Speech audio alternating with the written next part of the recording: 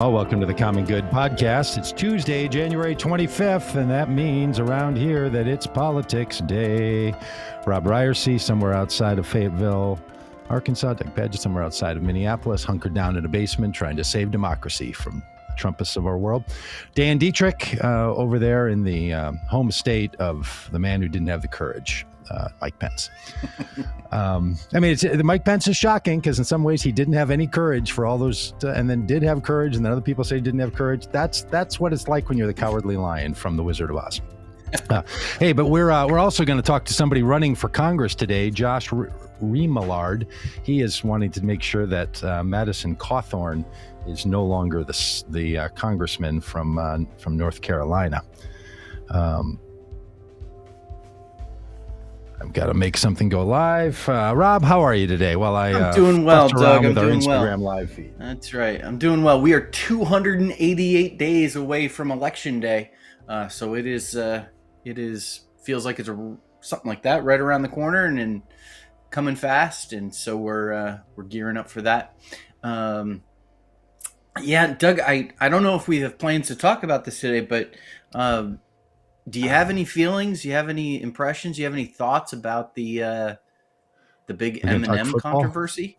Oh no, no, I didn't. I just for some unknown reason I happened to catch Stephen Colbert's monologue last night, and I mean I could tell you that whole story about how I end up watching local news, which in our area I haven't watched local news in years. And then yesterday we had a guy on talking about local news. I kind of felt a little convicted. Shelley said, let's try to watch some local news because MSNBC's 11 o'clock show, the 11th hour, has just gone off the rails. And so we tried. They were miserable. I mean, I don't know what's happened to our local news. They're just bizarre. Ended up on CBS. And then Stephen Colbert came on. And then he made mention, Stephen Colbert, of something about the green M&M not being sexy anymore. And I was confused because just days earlier, I was at the Mall of America with one of our little grandchildren, Wesley Puck, who's 2, and they have a big M&M store there, and he was in playing with the M&M characters. So the whole thing seemed confusing to me. I don't know anything about it. Can you enlighten a guy who doesn't know what's I'm not sure we need to spend much time on this, but the social conservatives, the culture warriors are absolutely freaking out because M&M's has rebranded and in an attempt to make the green M&M kind of display more kind of self-confidence and self-security, has moved her from her sexy boots to a pair of very sensible sneakers. And so I just like the phrase "sensible sneakers." So the Tucker Carlsons of the world are completely up in arms that the.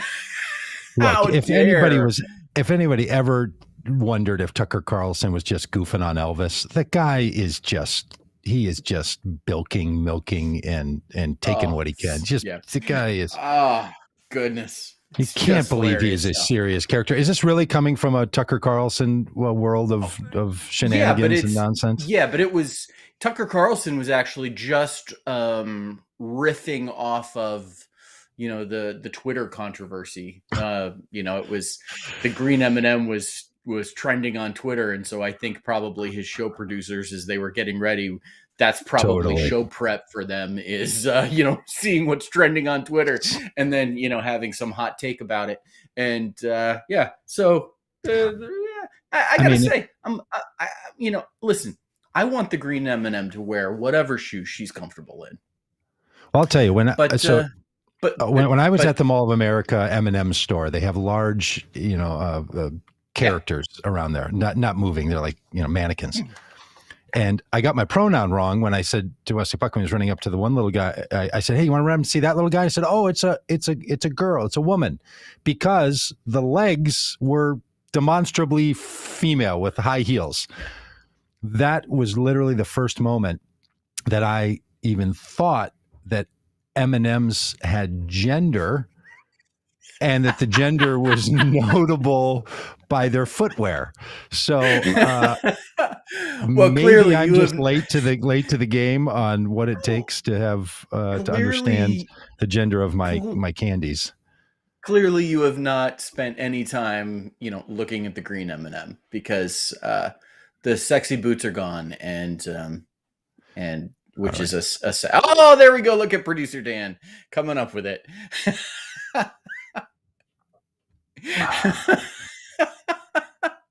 Candy in sexy shoes is highly offensive. For the culture of this Tucker Carlson Trumpist wing of our American politics, they're always talking about how easily offended progressives and liberals are. And yet, night after night, day after day, especially in the teeny little tweet verse, these people are running nothing but how they have been wronged and offended. Are you laughing at Trish's comment that just came through? Trisha said, "I thought it was their eyebrows that showed their gender." Right? Yes. I don't know what shows, but okay, Trisha, thanks for sticking with us. Dave, thanks for living in just the craziest political world. It's really something. Listen, let's move away from the M&Ms. I didn't mean to get us off track there. Speaking of crazy, we have a special treat for everybody. I don't know if you've seen Donald Trump Jr.'s latest Facebook video. It's about 5 minutes. It's been clipped down to about 30 seconds nice. That give the salient parts. For those of you that are listening or watching, Doug has not seen this video. And so we're going to show it and get Doug's immediate initial out of the gate, first impressions and reactions. So speaking of crazy, we're moving from Candy to Don Jr. So we are, deep breathe, because, I have strong feelings about this man. Yeah. All right. Here we go. Because, can't put Joe Biden in the same room as someone. He might let one rip. Guys, Joe Biden is what stands between us and a nuclear-capable China. Joe Biden is the guy they're going to call at 3 a.m. if there's a serious crisis with Russia.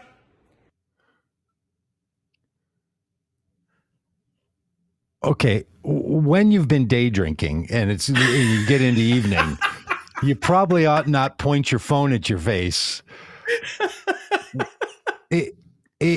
So apparently in the Don Jr. world, what they want to do is now paint that somehow Joe Biden is incapable and is reckless and dangerous, and the 2 a.m. phone call bit, they're going to try to tout that one out here. Yeah. Can we talk about the letting one rip? And also the, which, come on, like that. Did Joe Biden pass gas in front of someone? I don't know. I don't know. I would imagine, funny, as someone who has passed gas in many public settings, because I just know myself, that there's no doubt the man has a legacy. He's been in so many rooms over so many years. Sure. Yeah.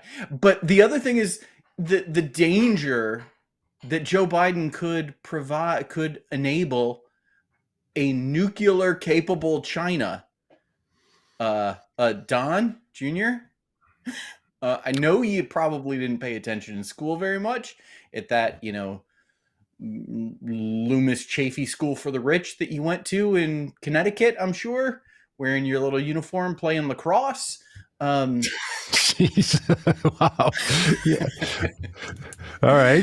Keep going. The deep conservative roots come out about the pretentious Ivy Leaguers, but go on.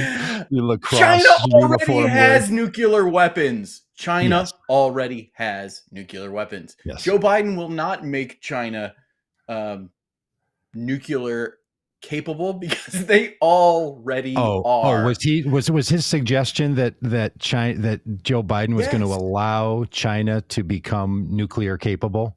Yes. That was the pitch? Yeah. Oh. Okay. Well, once again, the least loved son of a twice impeached failed president is just illuminating the beauty of Doug. You and I have attended together we have attended a Donald Trump rally Yes. in Manchester, New Hampshire in 2020. We went and heard Don Jr. speak, and then we heard Mike Pence speak, and then we heard as much as we could take of Donald Trump speak before we left. And we were there in a building that Donald Trump, I think, claimed 40,000 people were in, but the capacity of the building is 12,000 people. Yes, and it wasn't full. And wasn't full. One of my takeaways from that night was the rock star quality of Don Jr. with that crowd. Yes. His ability to give a speech and connect in a really charismatic way. Yeah. And it terrified me, quite frankly, for 2024. You remember, I walked away from that saying Don Jr. is going to be the nominee in 2024. It seems like the only thing that's probably going to keep Don Jr. from being the nominee in 2024, is his lack of sobriety. I was going to say the cloudiness he brings upon himself. Yes. I think my guess is that of all the Trumps, Jr. is not going to be the one that the country is going to want to rally around to make the Republican nominee. Maybe his dad, but I think that's even fallen apart. He lost Laura Ingraham. She's probably going to come back to him, but he's losing the support of the ecosystem and of the echo chamber, and he's failing fast. There's a whole lot of reasons why we keep popping him up on our news and we keep talking about him here, because he really is still a character that has to be dealt with. But I think we're going to be haunted by the Donald Trump phenomena without him being the president of the United States or even being the nominee. I think it's just not going to go that way. But I've been wrong on everything about Donald Trump short of him not winning re-election. Well, let's move on. I'm from not Donald the guy. Trump. Let's move on from Donald Trump and talk about Mitch McConnell. Yeah. Okay. I mean, and so we like have two stories here that really tie together. It's Mitch McConnell and Joe Biden both saying things that were really on their minds. One of those we'll get to. Joe Biden saying on a hot mic that he thought one of the Fox News reporters was an SOB with a stupid question. And Mitch McConnell somehow making a distinction between black voters and American voters. And both of these could either be, well, whoopsie daisy, sorry, I misspoke, said something in my words that were not intended in my heart. Or both of them were, this is kind of what I really think, and it came out. I think Joe Biden does think that the Fox News reporter was acting immaturely and acting out of school with his sort of questioning and the way he was treating the president, and did think he was probably, somebody that deserved that. He just didn't want everyone to hear it. He, like he famously whispered in Obama's ear, because Joe Biden, while being a man of faith, much like other people of deep faith that I know, does have a bit of a sassy mouth and is a bit of a cusser. Little Lyndon Johnson, as it turns out. Like, he's very matter of fact and grandpa, but he's also like, this is a big effing deal, and that guy's a dumb SOB, and he tends to speak in those kind of vernaculars. But this Mitch McConnell thing was really quite shocking. Let's play it, and so folks can hear. What's your message for voters of color who are concerned that without the John L. Lewis Voting Rights Act, they're not going to be able to vote in the midterm? Well, the concern is misplaced, because if you look at the statistics, African American voters are voting in just as high a percentage as Americans. So there it is. And of course, people freaked out when the question was, what do you think, how are African American voters supposed to respond to something like, the John Lewis Voting Rights Act not coming? That was a question. And then he says, well, black voters voted just as high rates as Americans. And everybody's like, they are Americans. Like, what, like, was that just a misspeak? Or like, would you have said Republicans vote at the same rate as Americans? Would you have said white men vote at just the same rate as Americans? Yep. The point being that lack of qualifier if what he intended to say was Yeah. the same rate as all American. Yeah, you know what it reminded me of, Rob? It reminded me when a son-in-law comes into a family and somebody says, let's get all the family members together, and they call by name all of them except the new son-in-law because they don't really consider the son-in-law part of the family. And then they have to be reminded, oh yeah, you too. That's what it felt like a pattern of belief over time about who's in and who's not. And so it is a misspeak for sure, but it's a misspeak rooted in his deep held belief about who's in and who's not in. Yeah. And so I think that I tend to think that what he was doing, I think he was concentrating so hard on saying African American and not slipping up that designation, not saying something inappropriate in terms of that designation, that like his brain, like he didn't know how to, like, okay, I said African American, now how do I balance that here? I can't say, white American, and it just ended up saying American. I think that's another explanation. But again, what that reveals is someone who is not comfortable at all in terms of, talking about race relations, not comfortable at all, that he isn't going to slip up. And then, this became such a big deal. This became such a big deal that he had to address it. Have you seen this, Doug? Have you seen him address it? Now, this comes to us as I watched it just before we came on, so another dose would be good. This is for those that are watching along with us. This comes from a TikTok video, and so you see someone watching this video and reacting to it. So that explains like the video here that we see, but the audio is part of what's important.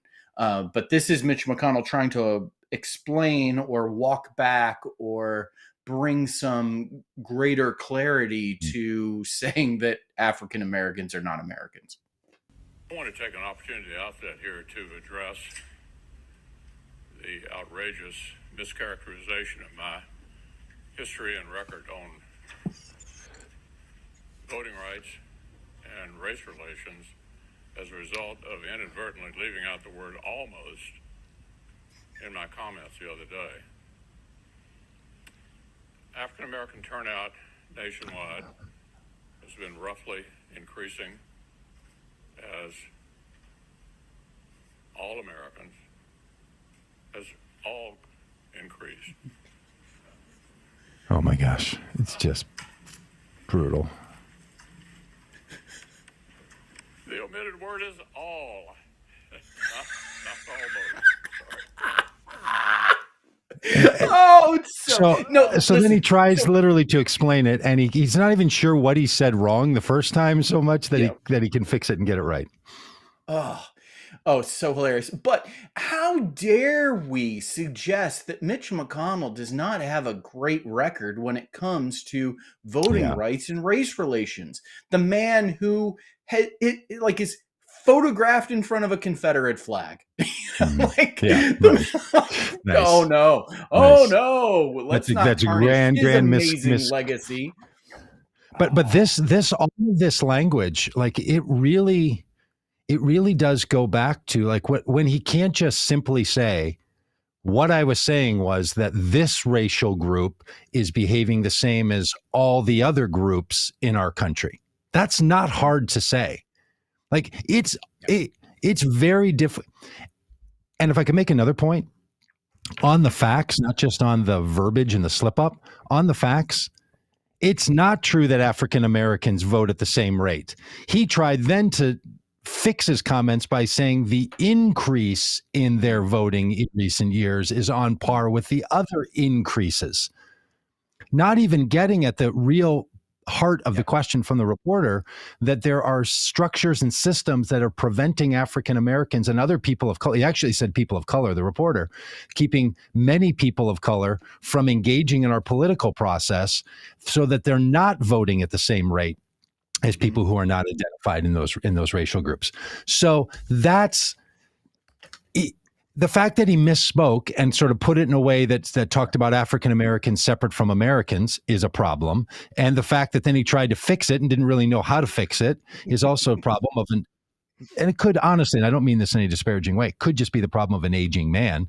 And then He doesn't actually deal with the very root of the question. And this is what's going to frustrate a lot of people I know, is that they're going to want him to actually say, you have to pass this legislation because, truth be told, we have groups in our country who do not vote at the same rates as the rest of the population of the United States.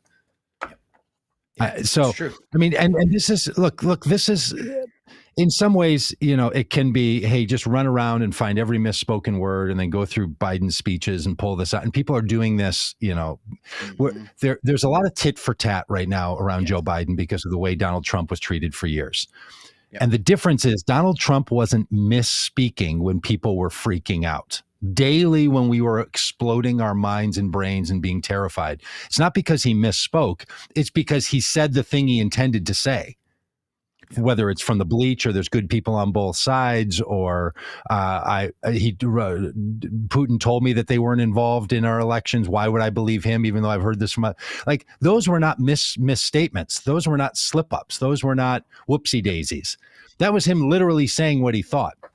So I think with Mitch McConnell here, we're just really seeing that older Southern politicians still are stuck in a narrative that makes it very hard for them to speak in ways that feel like it connects with where we are. In fact, just the use of the phrase race relations. I mean, could you be any more 1968 talking about race relations? What do you... That construct of race relations is a problem. So there's just so much to all of this that is, in my mind, just unbelievably batty. And I mean, we get the same thing. Like, I love that you're drawing a connection between Joe Biden and Mitch McConnell with this, and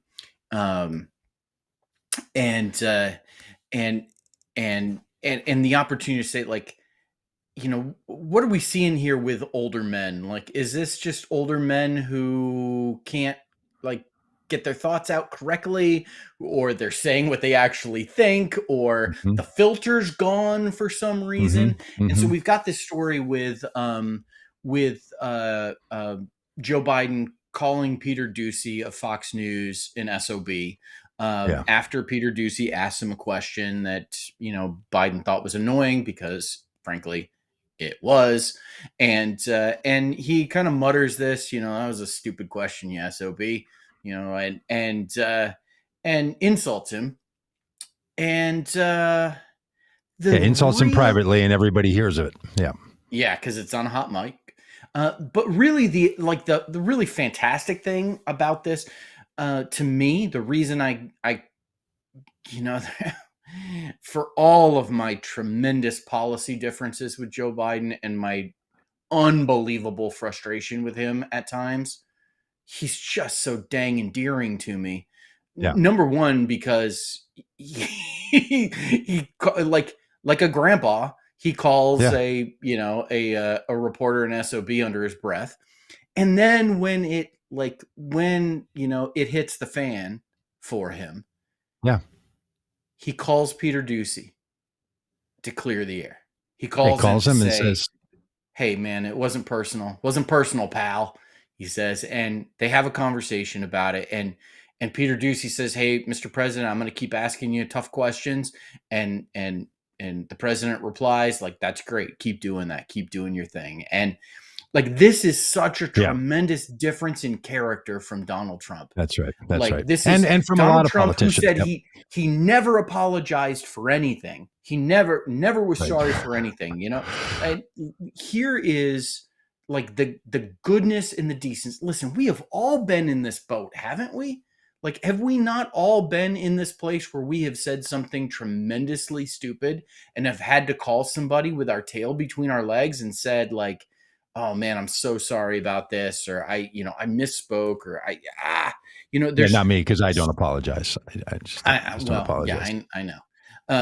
It's a real good working plan. Just be non-apologetic. To think that the president of the United States did that. Sure. I mean, like, this is up. a man of deep and profound character. I get you. Which now, I will really say, appreciate. But much like Mitch McConnell's situation, the actual question that Doocy asked was, do you think inflation is going to be a political liability for you in the midterms? That's not a stupid question. I mean, Biden's response was, this dumb SOB, what a stupid question. Of course it's going to be a liability. Yeah, he was sarcastic about it. In some ways, it was a softball pitch, right? The way I would have said this to Joe Biden was, you missed a softball. What you should have said was, hey, I'm concerned about inflation, not because of how it's going to affect me or how it's going to affect our politicians, but because of how it affects the American people. And we're going to do everything we can to get this under control. Thank you so much for helping me to articulate the difference between what's good for me and what's good for the American people. When you're asked that question, it's not a stupid. There are no stupid questions. Every question is an opportunity for you to say the thing you mean, whether it's Mitch McConnell being asked a question about African-American voters and people of color not feeling supported by the way the legislation is going, or a Fox News reporter saying, basically tongue-in-cheek, hey, you're in trouble because of inflation. What's your response to that? Well, your response to that is, it's not about me.